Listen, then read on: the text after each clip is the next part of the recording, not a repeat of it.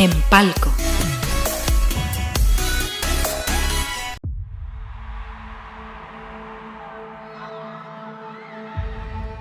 Inicia un nuevo capítulo de En Palco. Mi nombre es Marcela y arrancamos con los estrenos cinematográficos de esta semana, que incluyen 2 adaptaciones de famosos videojuegos. Pónganse cómodos, que ya partimos. Es buscar la grandeza. Señor Cage, ha sido elegido para el Mortal Kombat. Y darte cuenta de que la tuviste en ti desde un principio.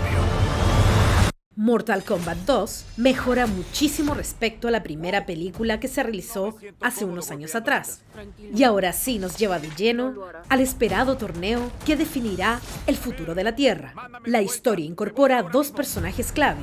La princesa Kitana, interpretada por Adeline Rudolph, quien aporta el drama y la emoción, y Johnny Cage, a cargo de Karl Urban, un actor decadente que termina convirtiéndose en uno de los grandes protagonistas de la batalla. La cinta es rápida, sangrienta y muy entretenida, con peleas brutales y varios personajes icónicos del videojuego como Liu Kang, Raiden, Sonja y el esperado regreso de Bi-Han, esta vez como Noob Saibot. No es una obra maestra, pero sí una película hecha para los fanáticos de Mortal Kombat y por supuesto también del cine de acción más extremo. La película se encuentra en cines chilenos desde el 7 de mayo y nuestra reseña completa disponible en enpalco.cl. La única oportunidad es pelear juntos. Vamos, equipo. Tú, Johnny Cage, ya eres parte de esto.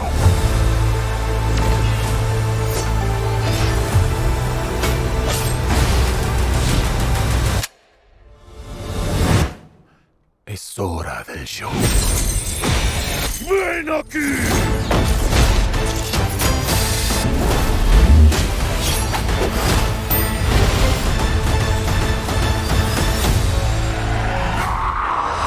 Johnny va a morir sin duda.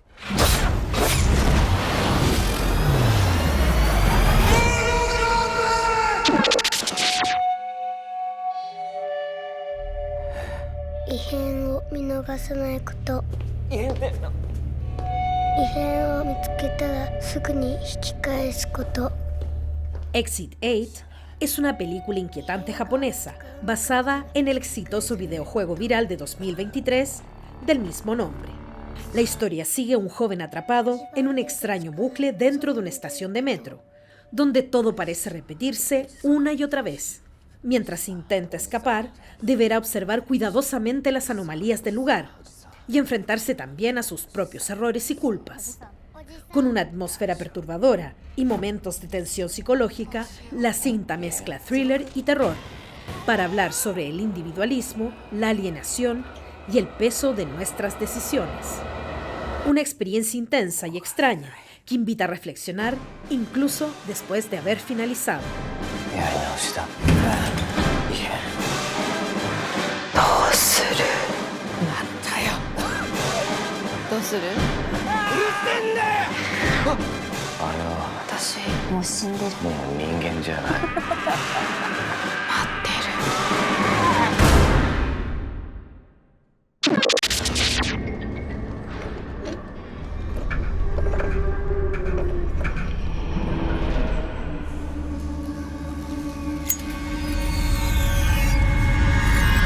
¿Hasta dónde llegarías para cerrar las heridas del pasado?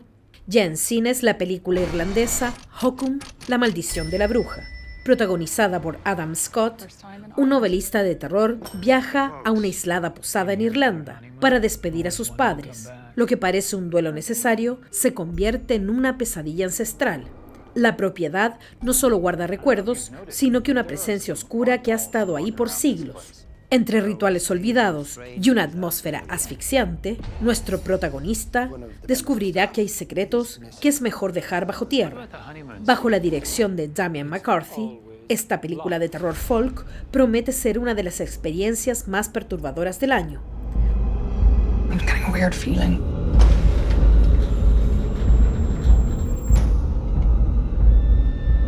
Something feels off.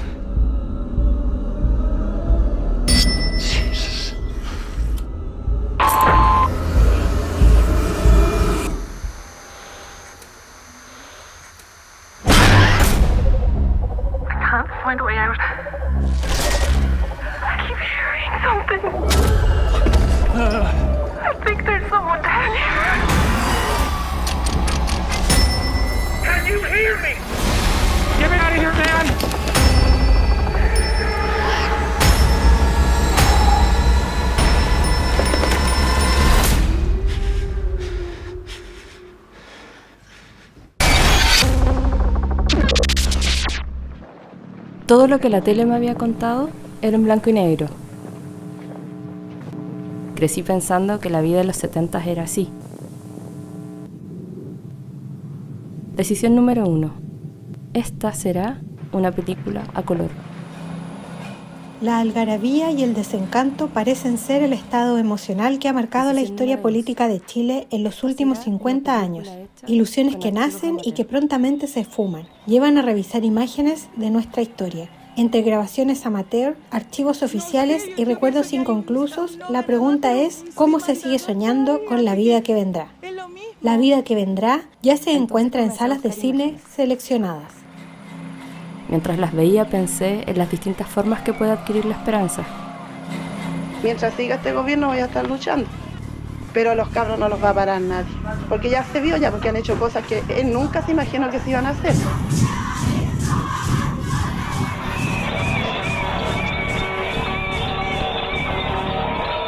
Me pregunto cuáles han sido las esperanzas de mi tiempo, las de mi generación.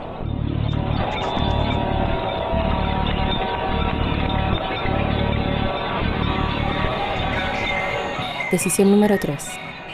Esta no puede ser una película triste.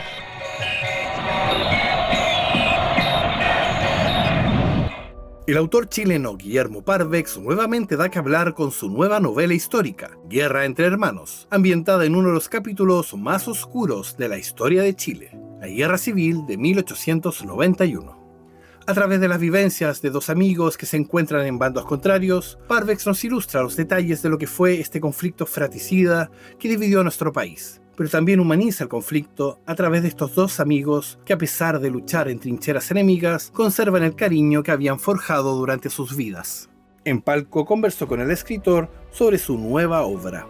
Esta es una novela histórica en la cual toda la historia que se relata, todos los personajes que van asomando, sean de gran relevancia o pequeños personajes, son reales, con excepción de los dos protagonistas que son quienes relatan esta historia. Y tal como tú señalabas, es una historia de uno de los periodos más oscuros, yo creo que del siglo XIX, que fue la Guerra Civil de 1891. Yo había explorado sobre la Guerra Civil en el libro Un veterano de tres guerras, cuando José Miguel Varela relata parte de las campañas que desarrolló en esta guerra interna, y en más profundidad en el Rey del Salitre, que derrotó a Balmaceda, pero ahí está visto un punto de vista macro del financiamiento, de los orígenes del conflicto, pero no humano. Y quise hacer esto de una perspectiva mucho más humana, como fue, como lo experimentó la mayoría de los chilenos. La gente, hablemos de la masa, no hablemos de las élites ni de las cúpulas, se vio arrastrada a este conflicto, y se vieron arrastrados a este conflicto por razones laborales o razones geográficas. ¿Y por qué digo geográficas y laborales? Porque no había si bien habían lealtades al presidente Balmaceda o oposiciones a su gobierno, pero la gran mayoría de la gente tomó uno u otro bando no por una decisión propia, muy pensada, sino que en el caso, por ejemplo, de Ignacio Aguirre, él la tomó o se vio obligado a estar en el ejército presidencial porque él era un oficial del ejército presidencial. No había un gran trasfondo ideológico, pero sí estaba la obligación laboral de hacerlo. En el caso de Pedro Alvarado, él se había retirado del ejército, era un ejecutivo, por llamarlo de alguna forma, en una empresa salitrera, y el levantamiento vino en el norte. Por lo tanto, él no tenía muchas opciones, él no podía declararse balmacedista o neutral, porque iba a perder su trabajo, no iba a tener cómo regresar a la zona central, y corría el riesgo incluso de ser encarcelado. Por lo tanto, se alineó con el bando congresista, que creo que eso marca más o menos la generalidad de la gente. Yo no digo que no hubo eh, personas que tenían marcada adherencia a una de las dos posturas y la tomaron con el corazón, pero la mayoría la tomó o por razones laborales o por la razón geográfica en el lugar que se hallaban. Invito a leer esta historia porque la verdad es que es una novela histórica, no una historia novelada, donde todos pueden aprender de manera mucho más amena una historia dura, que es lo que se investigó para generar, ¿no es cierto?, la plataforma de esta relación entre dos adversarios. Creo que es importante conocer este periodo oscuro de nuestra historia, pero más que eso, poder conocer eh, cómo este pueblo se recompuso al término de un conflicto tan cruento. Así que los dejo a todos invitados a leer Guerra entre Hermanos, una novela histórica de la Guerra Civil de 1891. Para ver esta entrevista completa, visita nuestro portal empalco.cl o nuestro canal de YouTube. En Empalco conversamos con Álvaro Matus, autor de Psicópatas del Mundo, su nuevo libro que amplía la mirada del true crime hacia algunos de los casos más impactantes a nivel internacional, desde figuras como Ted Bundy o Jeffrey Dahmer hasta historias menos conocidas. El autor construye un recorrido inquietante que no solo relata crímenes, sino que también busca entender qué hay detrás de estas mentes. En la conversación, Matus profundiza en cómo eligió los casos, el factor X que aún desconcierta a los especialistas y la importancia de mirar estos hechos más allá del morbo, considerando también a las víctimas y el contexto social. Siempre me llamó la atención el hecho de que existieran casos como por ejemplo los de Andrei Chikatilo, David Parker Ray, que no eran conocidos. Entonces, si bien hicimos como un libro, por ejemplo, con la editorial Psicópatas Chilenos, donde aludíamos a estos casos a nivel nacional, yo sentía que por lo menos acá en Chile no había un libro que explorara estas historias que son a nivel internacional y que son súper impactantes, no solamente de Estados Unidos, que es donde uno tiene un poquito la percepción o el sesgo de creer que solamente hay casos terribles que ocurren allá, sino que en todo el mundo. Entonces es un pequeño pincelazo, digamos, de casos que resultan impactantes a nivel internacional y de los cuales quería dejar registrado en este nuevo libro. Yo había escrito otros libros acerca del tema, pero con Penguin es el segundo que yo saco.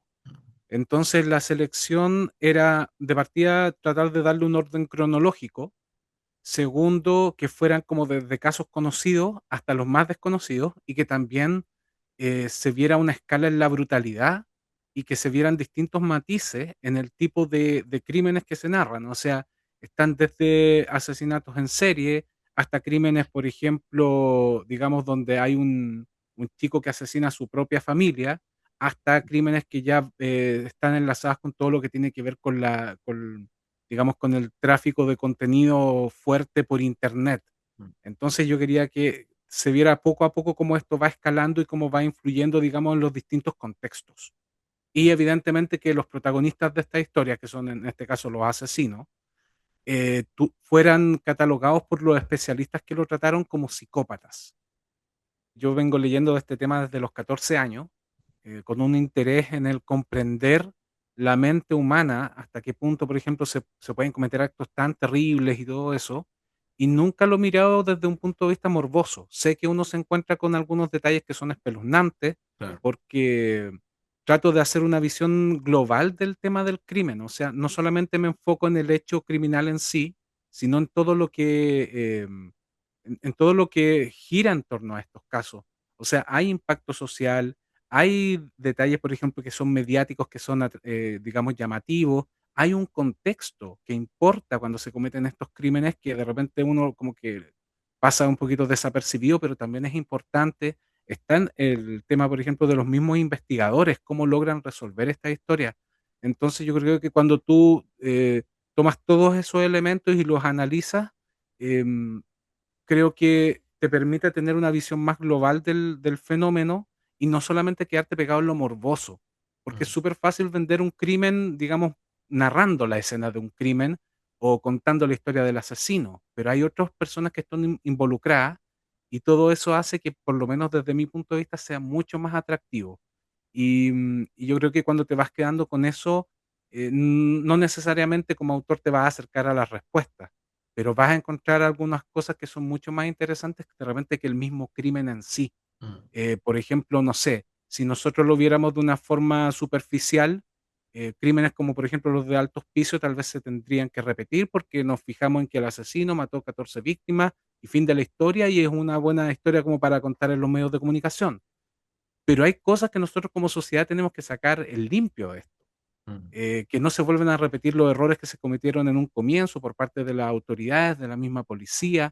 Nosotros como sociedad también aprender a no juzgar, por ejemplo, a estas víctimas que en ese momento fueron revictimizadas por una sociedad que no la entendía o que simplemente tenía un prejuicio. Entonces creo que todas esas cosas para mí son súper interesantes de analizar, más allá incluso del mismo crimen. Y por eso yo creo que tal vez puedo enfrentar este contenido con otra óptica, no solamente con el hecho, por ejemplo, de ver la fotografía de un cadáver y quedar impactado, sino que ver, por ejemplo, cómo funciona un asesino, cómo funcionan las fuerzas del orden y cómo influye el contexto. Son historias reales de crímenes que ocurrieron, donde no solamente se habla de los crímenes, sino que también acerca de las víctimas, de las consecuencias que tuvieron estos casos y básicamente rescatar que hubieron víctimas reales en esto. De repente a nosotros se nos olvida un poquito porque hablamos, por ejemplo, del concepto del true crime que va ligado con el entretenimiento. Yo lo que trato de hacer es como digamos, un punto medio entre lo que es el true crime por el hecho de narrar todas estas historias de manera, a modo de crónica, pero también rescatando elementos de la criminología, que la criminología en el fondo es la ciencia que busca explicar el por qué se cometen los crímenes. Entonces yo entrego una serie de elementos o de estudios que se hicieron con respecto a estos casos. Entonces yo creo que es un libro que sí va a impactar por la magnitud de la historia, pero que también invita siempre a la reflexión. Por lo menos yo lo hice con Psicópatas del chileno, y también siempre lo hago con mi canal, que se invita a la reflexión, a generar una incomodidad intelectual en el lector, al darse cuenta de que estas historias no son inventadas, no son cuentos, sino que son cosas que ocurrieron y que esperemos que no se vuelvan a repetir. Para ver la entrevista completa, visita nuestro sitio web www.empalco.cl. Cuando vos pensás en la historia de Gilla, es tan única que solo se puede pensar como ficción. Es el caso más insólito en la historia criminal argentina. Ya puedes ver en Netflix el documental argentino Gilla Murano, Muerte a la hora del té, que aborda los crímenes y vida de la mujer que fue declarada culpable de envenenar a 2 amigas y a una prima en 1979 en la ciudad de Buenos Aires. Esta serie de crímenes tuvieron un gran impacto en la sociedad argentina, pero lo más curioso es que la responsable, la señora Gilla Murano, tras ser indultada, acabó convirtiéndose en un personaje popular. Ha sido invitada a la televisión. Incluso participó en más de una oportunidad en el famoso Almorzando de Mirta Legrand. La producción aborda este singular fenómeno de una mujer que murió negando su participación en las muertes de sus amigas. Todo lo que hice para no ser el hijo de Gilla Murano. Ella de personalidad no es calladita, ella es una bomba. Para mí era muy manipuladora. Era una persona muy dominante. Yo quise terminar con la historia de Gilla. ¿Y sabes lo que hice? La inmortalicé. Gilla quería ser famosa y la tele se lo permitió y la sociedad se lo permitió. Fue la criminal más pop de la Argentina. Empieza a crear también su propio personaje. A ella le gustaba ser la envenenadora de Montserrat. Salió la muñeca de ella. O incluso remeras de ella, con frases de ella. Hay una cosa rara en la aceptación de los monstruos. ¿Cómo se convierte una persona monstruosa en una figura pintoresca?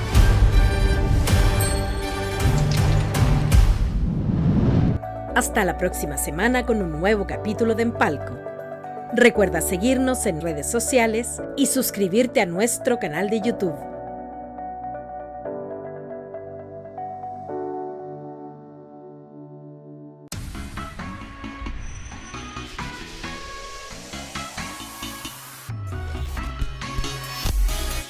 Empalco.